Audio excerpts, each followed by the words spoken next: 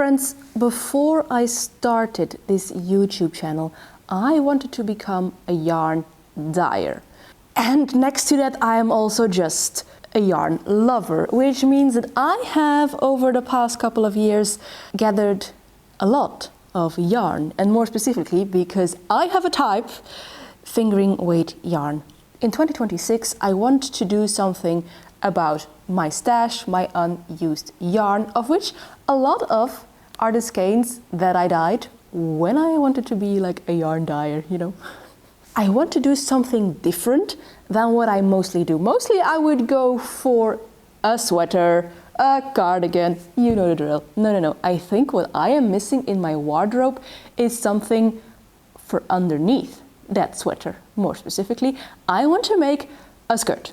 Now, not only do I seem to have a type in yarn weight, this is all fingering yarn, but also in colors. There is both in my commercial skeins and in my home dyed skeins a lot of purple, green, orange, yellow and brown. So it all fits together.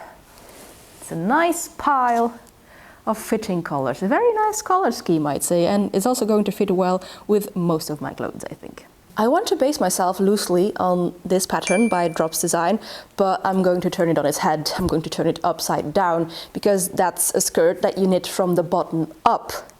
But I think it's a little narrow, maybe also not long enough for what I want. So what I'm going to do is start from the top and then continue increasing until I think it is wide and swooshy enough. I just like the stitch pattern on this skirt, so that's why I'm opting to use this. But I'm actually not going to look at the pattern, I'm just going to use the little schematics on how that pattern, that stitch pattern on the skirt works. So now I have quite a bit of yarn that is already caked up or was already like a donut skein. So right now I'm going to try and select the yarns that I want to use for this skirt, but these ones have a guaranteed pass because I don't have to cake them up. Yeah, I am also still a little bit lazy even if I want to knit a skirt, which is a big endeavor. I have no idea when this video will release. Kudos to me if it is before September. It's currently February. So let's select some yarns that will go well together. But as I said, the ones that are immediately usable get a free pass. So I've got lots of purples over here, more purple. This is also purple over there. Then we have some yellows, maybe also beige can go there, and some greens and orange. So what I see right now is I have already quite a bit of purple.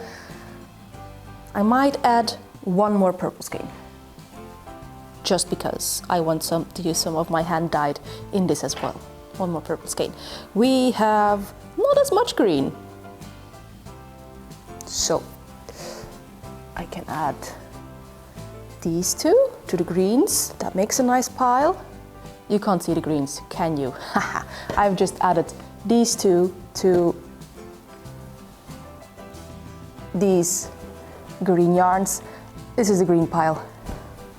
Yellow, only have 4, so I think I want something really bright yellow in there as well, so I think this one will do nicely. And maybe something a bit more golden. Yes. Orange I am really low on, so this very bright orange is going in there. I'm also going to add this big skein of brown. Yeah, and I think then we have a nice even mix. Let's cake up the uncaked yarns, which is not too bad. Overseeable.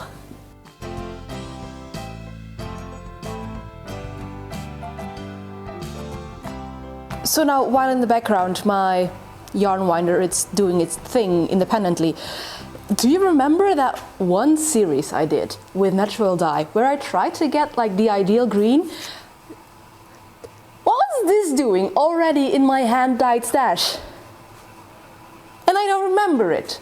I really had to look in my notes what this is? Willow twigs and iron. Next time my husband prunes the willow tree, I'm stealing the twigs. For sure. For sure. Now, of course, I'm not trusting the measurements or the stitch count that the pattern gives, so I knit myself a little gauge watch, see that I have 23 stitches per 10 centimeter, which means that if I want this to fit snugly on my waist, I need 180 stitches, which I have currently cast on and am knitting flat, for I want to fold this waistband over, but also make it like that it closes at the back instead of being one circle with an elastic in it. I feel that just a little bit more classy, like make a makeshift button closure in the end and such. Yeah, so right now we're doing the waistband, and I have chosen this because I just have the most purple and I have the most of this purple. Ladies and gentlemen, I present to you a waistband. A nice, clean, folded over waistband. I am now currently widening, increasing my stitches because, well, let me grab my booklet. I want to start working in the round, but for that it has to fit over the widest part of my nether regions. So I have to go from 180 to 247 stitches. Well, actually it should have been 248 stitches to cover that entire circumference, but that was not, I could not divide that number by 13, and you can divide 247 by 13. So yep, I'm now increasing until 247 stitches. That is an increase of 67 stitches. I've done 40 now. I'm going to add some more rows and some more increases, and then we can get to the fun part. Because of course I have decided to spice up your life with this die, a D20. I'm going to consciously pick the colors, I'm not going to let fate decide which color follows, like with my socks, but I want to add a little bit of chaos in letting this die decide how many rows each color will be. Very excited, and I hope you are too for some more dice shenanigans. I am increasing the width of my skirt at this point over multiple rows, because I don't want to end up with some puckering like you get when you get gathered fabric, or you get like these socks that I made, like a little bit of a ruffle because there are too many increases so close to one another. I want the increases to be gradual and smooth on the skirt. So that's why I opted to go with multiple rows of increases instead of just going 67 increases in one row. So, you know, I thought I'm going to be smart and use this counter to get to 67 so that I get exactly 67 extra stitches. Somehow I managed to increase 9 stitches too many, which means that I'll probably just increase 4 more so that I just have an extra set of 13, because the pattern starts with repeats of 13 stitches. How did I do that? Probably forgetting to click this thing. It's useful if you remember to use it. I think I might want to start with like the smaller skeins on top, because there will be a point that this is not going to be enough for more than one row. So I want to have them at the top, these smaller balls. Maybe this handspun yellow? Yeah. Shake it to the left if you want to feel fine. Shake it to the right, I don't know this line. 14. So a slight adjustment of plans. I first picked the color and then rolled the dice, but I think it is actually a good idea to first roll the dice and then pick a color, because otherwise I might roll 20s on colors that I don't have much of. And I also kind of want to reserve the higher numbers for the more neutral colors, so that the really bright pops of color can be like when it's like only 5 rows or something, or just the one like with the orange over here. I might have started out with a really bright yellow, but right now I'm shifting gears, I'm adjusting my plans a little bit. I think that will be for the better for everything, like yarn management, but also color management in the end. Anyway, speaking of 20s, I've got 20 rows of this really soft yellow to do now. I didn't realize, even back in February, that having a full skirt in September would be a little bit optimistic. However, I was not prepared for the fact that what I would have in the middle of June would still get me charged for indecent exposure. However, my vision is really coming to life. This is exactly how I imagined it, with the stripes and the almost 70s earthy tones. So yeah, let's continue. Maybe it will cover my butt by September.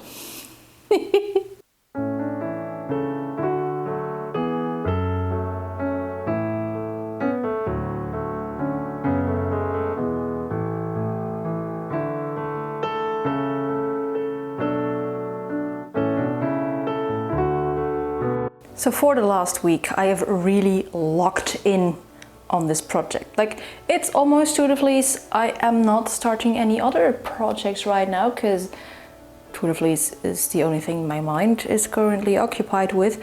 So I didn't actually make quite a bit of progress, and I would confidently call this a mini skirt. Like, this would be something that people could walk around in freely and not be fined with indecent exposure.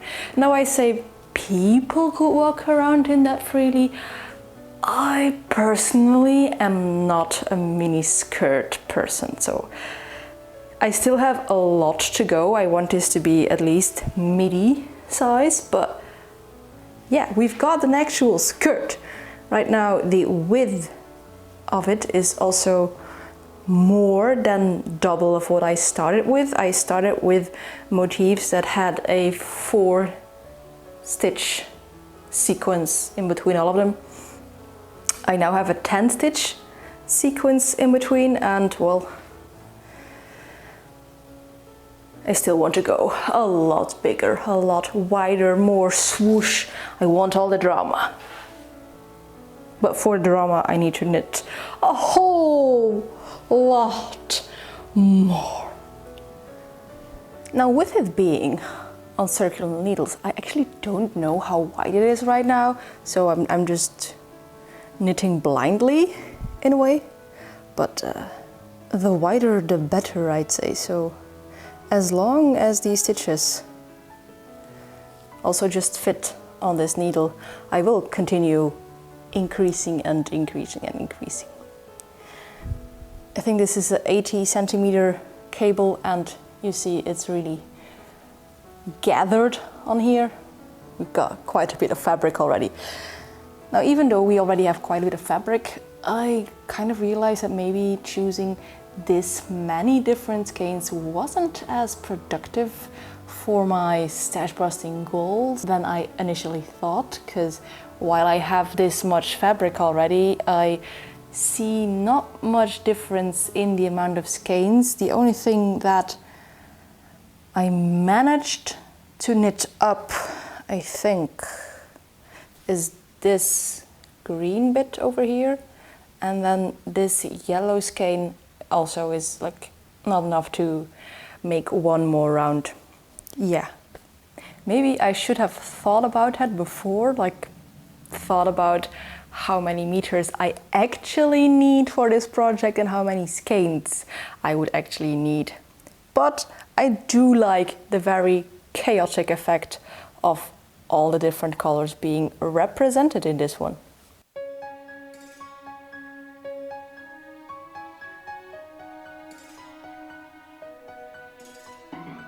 I might have been a little bit too curious at the actual width of my skirt, so I added an extra cable.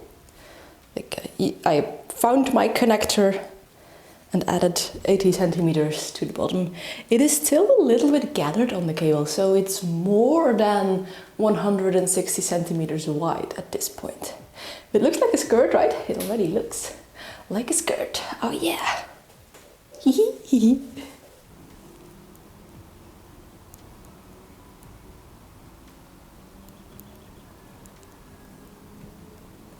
Knitting a midi to full-length skirt in the middle of a heat wave might not be my brightest moment, but I'm making so much progress lately, and I think the World Championships in football have a lot to do with that.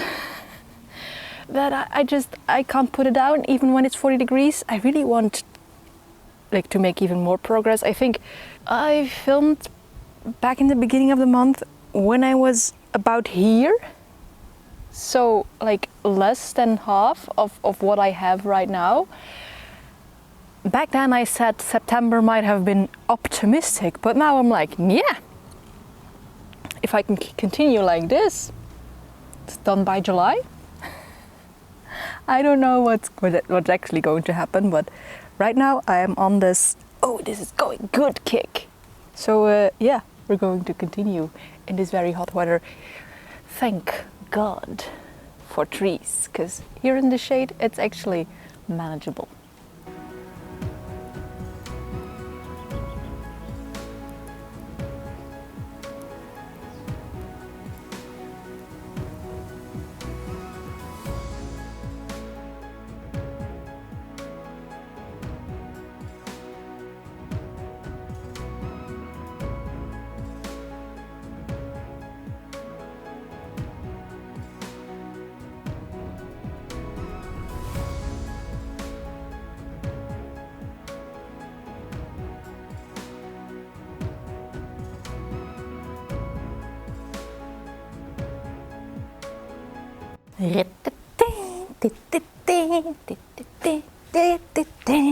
So I think we're at a length that I quite like, that I'm quite comfortable with, it's past my knees thoroughly.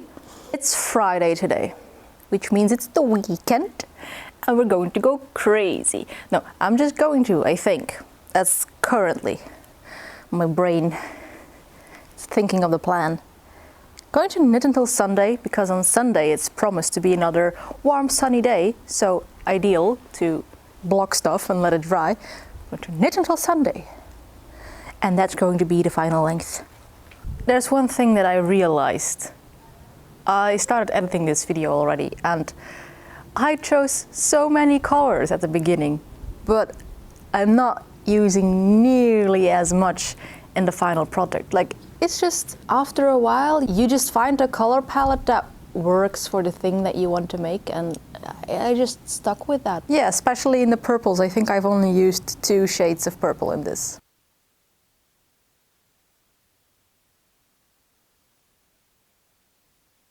It's nearly dark outside, and it seems like I have made almost no progress. This is absolutely normal, because I have just timed myself knitting 1 row. 24 minutes for 1 row. I mean, that's not too bad. I was actually expecting more. So I started with these chevrons, of which either side is 4 stitches, and now either side is 14 stitches. So it has more than tripled in size. That's what we want, because, as I have said many times before, we want maximum swoosh.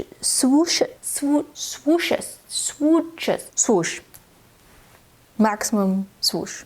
It's Sunday, 9 o'clock.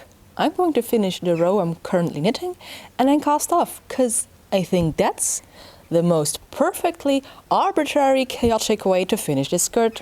Now that I am binding off my skirt, I am getting aware of one of the oversights that I did not foresee when starting this project, like flipping the pattern around. So the drops pattern that I didn't follow started at the bottom, so you have your cast on edge at the bottom and not your bind off edge. And this is all stockinette. It's going to roll over.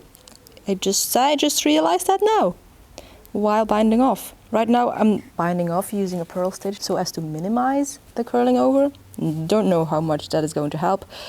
I will also block it, of course, and then maybe, hang a little bead or something from the tips of the chevron so that it hangs down, that it weighs it a little bit down.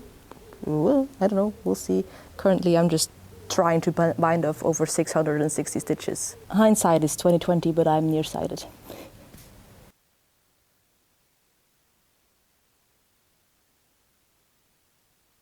Now that it is finally free from the needles.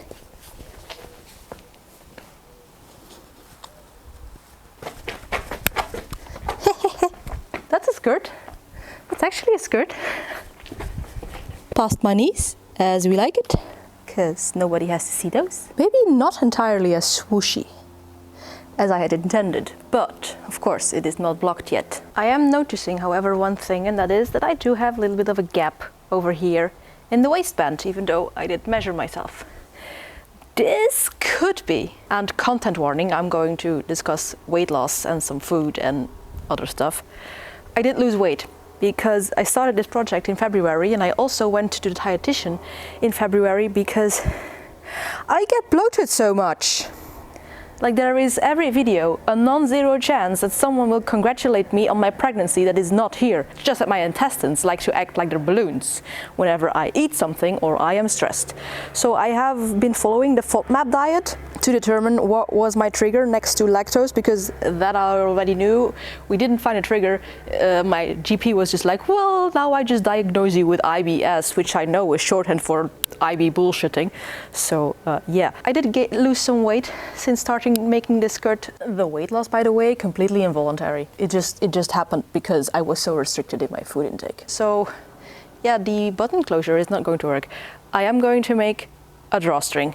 I'm not going to do elastic because I still think that elastic looks cheaper and frumpier and not something I personally desire. So it's going to be a drawstring. But other than that, I'm very happy with how it fits. It's really nice, really pretty.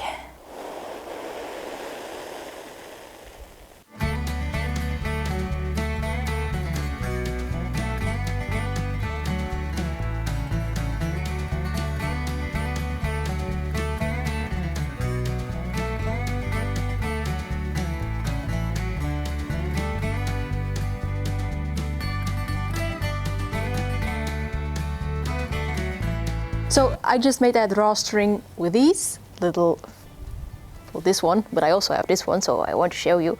Vintage little I-cord makers in Dutch. This craft is called punneke, which is like an onomatopoeia of, or at least a sound imitation of frinneke, pulke, prutse, anything that just means to fidget. But that's how I made the drawstring for this skirt. Now, let's get over to the reveal now, shall we?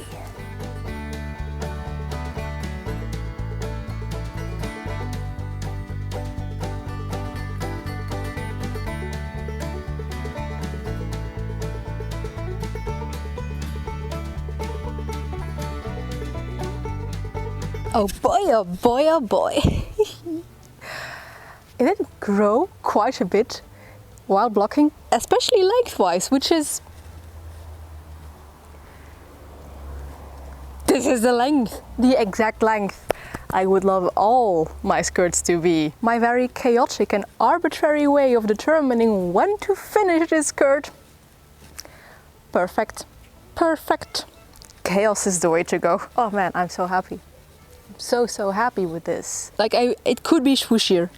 It could be swooshier, but it has swoosh. Not a stiff tube. It has some swoosh. It has some movement. Oh, it flows so nicely. The knitted fabric.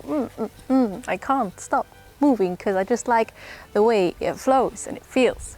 Ah, yeah.